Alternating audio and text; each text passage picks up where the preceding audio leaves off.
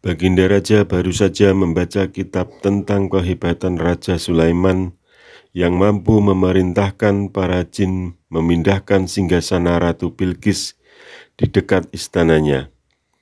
Baginda tiba-tiba merasa tertarik. Hatinya mulai tergelitik untuk melakukan hal yang sama.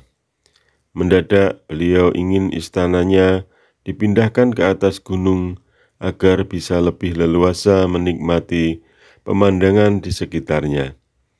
Dan bukanlah hal yang tidak mustahil bisa dilakukan, karena ada Abu Nawas yang amat cerdik di negerinya. Abu Nawas segera dipanggil untuk menghadap Baginda Raja Harun al-Rasyid.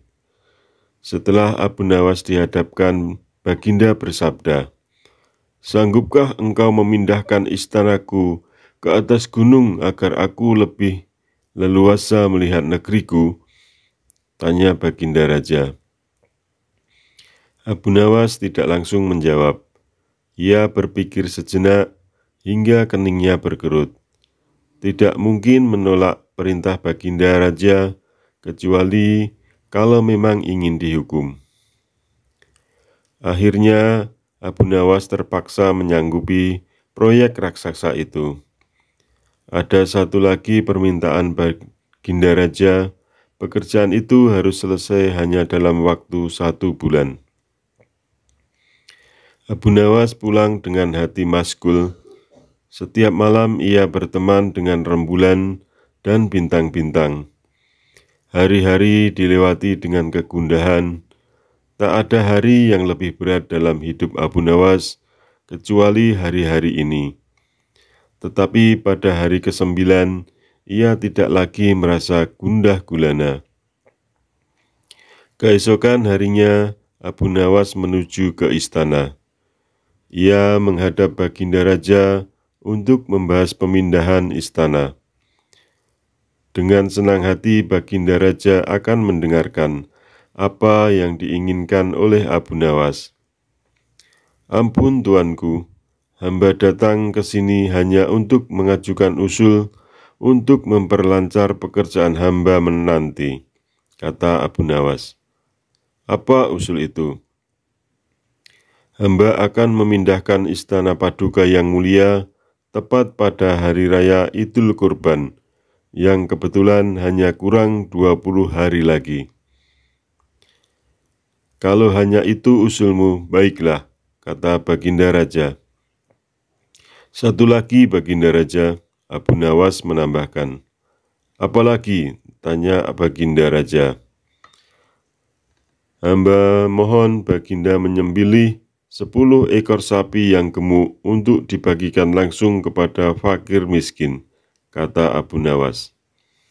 "Usulmu kuterima," kata Baginda Raja, menyetujui usul dari Abu Nawas. Abu Nawas pulang dengan perasaan riang gembira. Dia kini tidak ada lagi yang perlu dikhawatirkan. Toh nanti bila waktunya sudah tiba, ia pasti dengan mudah memindahkan istana Baginda Raja.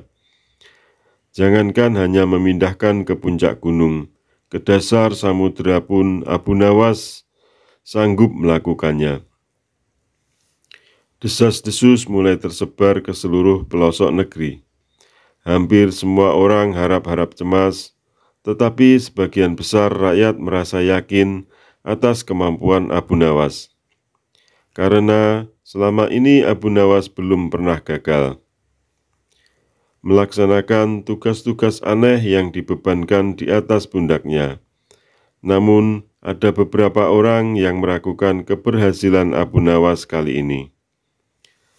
Saat-saat yang ditunggu-tunggu dan dinantikan tiba. Rakyat berbondong-bondong menuju lapangan untuk melaksanakan sholat hari raya Idul Kurban. Dan seusai sholat, 10 sapi sumbangan Baginda Raja disembelih, lalu dimasak kemudian segera dibagikan kepada fakir miskin. Kini giliran Abu Nawas yang harus melaksanakan tugas berat itu. Abu Nawas berjalan menuju istana diikuti oleh rakyat. Sesampai di depan istana, Abu Nawas bertanya kepada Baginda Raja, "Ampun tuanku yang mulia, apakah istana sudah tidak ada orangnya lagi?" "Tidak ada," jawab Baginda Raja singkat.